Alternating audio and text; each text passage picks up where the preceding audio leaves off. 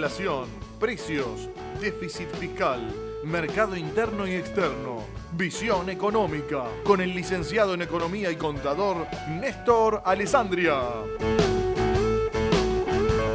Bueno, ya lo tenemos en línea, le decimos muy pero muy buenos días, Néstor. Un gusto y un placer, como de costumbre, que estés aquí con nosotros en Libre Opinión. Buen día, Carlos, ¿cómo estás? Bien, bien. Te comento, Carlos, que en la semana uno de los temas más relevantes fue justamente el tema de la modificación el tema del contrato de trabajo, digamos, las cláusulas y demás. Milei tuvo que olvidarse de su sistema de pureza partidaria y su batalla cultural, porque en realidad tuvo que negociar para obtener los votos necesarios. Hasta el martes había 37 votos, no se llegaba a cumplir con su cometido, hasta que después Patricia Bullrich y el ministro de Interior Santilli negociaron a troche y moche y se llegó a una victoria de 42,30. ¿Esto qué significa? Que en realidad cuando es necesario acomodar las piezas para obtener la gobernabilidad que tanto pregona el Fondo Monetario y que tanto insiste en que Milei la utilice, Milei descarta su concepto ético de la pureza intelectual, de su sistema de gobierno. En realidad este sistema lo que hace es cambiar radicalmente las condiciones laborables, en algunos casos en forma correcta, en otros en forma incorrecta, desechando conceptos laborales, desechando sistemas anteriores, derechos adquiridos y demás. Es que muchas veces hubo multiplicidad de reglamentaciones que decían que algunos conceptos eran remunerativos y otros no eran remunerativos. ¿A qué me refiero? Me refiero, por ejemplo, en el caso de indemnizaciones por despido, en las cuales existían distintas corrientes doctrinarias que en algunos casos hablaban de que, por ejemplo, los viáticos estaban alcanzados por el tema remunerativo y otros no estaban alcanzados y demás. En este caso se fijan conceptos de qué es remunerativo y qué no es remunerativo. Por supuesto, se desdeña el concepto del límite de la cantidad de años de aporte, a pesar de que, por supuesto, se mantiene la indemnización de un mes por cada año de servicio. Desde ya que también se limitan la cantidad de horas disponibles para los sindicalistas para sus tareas propias y adecuadas, de 10 horas semanales restringidas justamente a ellos solamente, ¿no? Para partidarios o acólitos que lo acompañen. Me parece también de que el tema del banco de horas debería estar limitado en forma mensual. Es decir, si alguien trabaja 2 días, 12 horas, estas 12 horas para una labor de 8 horas diarias generan 4 horas de excedente que antes se pagaban como horas extras, esas 4 horas genera un día libre, ese día libre debería ser tomado dentro del mes y no solamente a criterio del empleador. Es decir, lo que se está haciendo es sobreexigiendo, sobredando muchas potestades al empleador que antes, por supuesto, no las tenía, por supuesto que antes tenía un limbo hasta jurídico que ahora desaparece.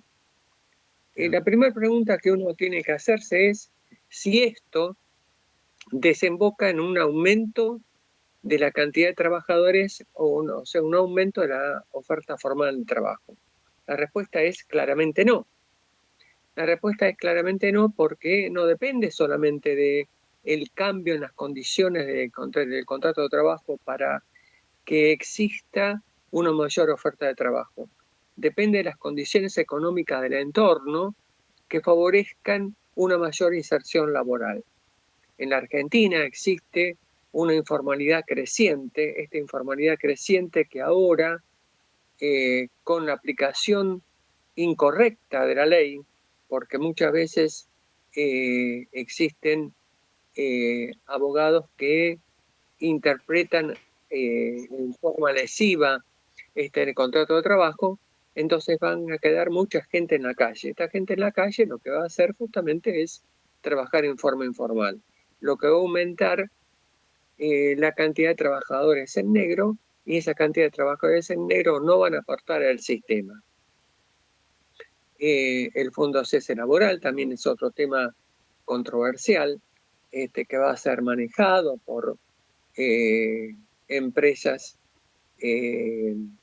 que no tengan que ver con la empresa en sí, ni tampoco con el trabajador, pero habría que reglamentar adecuadamente su uso para que no vuelvan las famosas AFJP que hicieron daño al país, y además redujeron los aportes de los empleados que optaron por ella al 7% en vez del 10% en su oportunidad. Me parece que es una ley que es perfectible. Yo creo que me parece que este tema debería ser cambiado en algunos aspectos. Por supuesto que el sector industrial está de acuerdo con esto, la UIA está de acuerdo con esto. Lo que no está de acuerdo la UIA es que existe un genocidio fabril, tal es la palabra que se emplearon los popes de la industria, porque existe una ralentización del consumo. Esa ralentización del consumo implica que el consumo está disperso, el consumo es cada vez menor, las macro pueden funcionar, aunque después quiero referirme a eso. En la macro puede funcionar, la micro no funciona, existe absolutamente un incremento de medido de precios solapado. De hecho, el índice de precios creció al 2,9%, cuando en realidad en agosto había sido el 1,9%, a partir de septiembre creció exponencialmente. Entonces, todos estos parámetros implican que la Argentina tiene cada vez más problemas para generar este superávit fiscal, que es la base justamente del programa económico de Milei. Sí, seguramente ya también fue criticado por Alberto Enganía el tema de la reforma laboral. Hay mucho escrito sobre el tema. Eh, Acá hay un oyente, para sintetizar un poco, tenía otra idea de la reforma laboral, pero luego de ver y escuchar a Onganía cambié de opinión. Tiene razón en lo que dice, claro, obviamente una reforma laboral que está dirigida prácticamente a los sectores de poder económico, ¿no? Porque como ¿Sí? hablábamos, la fábrica de una vida famosa, refresca mejor, ponele, eh, ante un juicio laboral con que aumente un cuarto de punto su el precio del valor final de la botella, está súper cubierto. Una pyme no tiene manera de defenderse, sino con los bienes personales de los dueños. Si hay un fallo favorable en un juicio laboral, tiene que vender, si es que tiene un vehículo, o hipotecar su casa o pedir un préstamo. No le queda otra. En cambio, a los grandes empresarios, con un cuarto nada más porcentual que aumente el producto, el valor final, están más que cubiertos. Entonces no hay una proporción adecuada al tema. Y el otro es, por supuesto, la distribución de vacaciones, la de horas, donde hay gente que tiene dos trabajos y combina los horarios para ir de un trabajo a otro. Esto lo que haría sería limitar la capacidad de la persona para poder tener, que no debería ser así, dos trabajos como para poder llegar a fin de mes. Exactamente, vos fijate que una familia tipo matrimonio con 2 hijos necesita 1.360.000 pesos para los gastos de subsistencia. en No es- este momento ese número es de unos pocos. Parecería que es un número hasta alcanzable, pero realmente es necesario hacer malabares para llegar a fin de mes. Y si uno va a solicitar un préstamo, generalmente el costo financiero total es significativo. Después existe el problema de devolver ese préstamo y demás. Vale decir que existe un cerrojo para las clases medias y clases bajas, que realmente a mediano plazo eso no se puede resolver. no, y conste que Y yo te quiero, sí, te escucho. que en ese 1.360.000 pesos no está contemplado el alquiler. Entonces, obviamente que no alcanza, no alcanza. Mientras que en el Congreso están acostumbrados a tener la mano resorte de cuando proponen un aumento de dietas, están todos de acuerdo. Ahí están todos de acuerdo. El día que juega Argentina estamos todos de acuerdo.